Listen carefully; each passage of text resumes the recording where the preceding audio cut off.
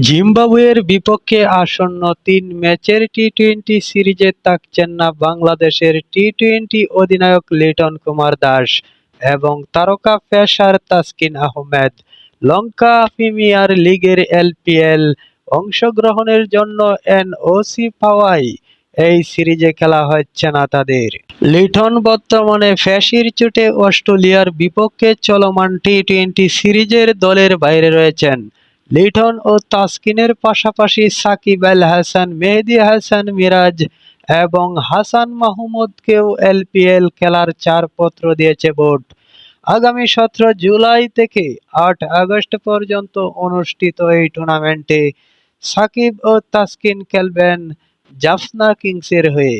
অন্যদিকে গোল গ্যালারিক্সের জার্সি গায়ে জড়াবেন লিটন ও মিরাজ। কাউন্টি ক্রিকেটে কন্টের হয়ে ব্যস্ত সময় পার করা হাসান মাহমুদও খেলবেন এলপিএলে। তিনি যোগ দেবেন কলম্বো অ্যাশ টাইগার্সে।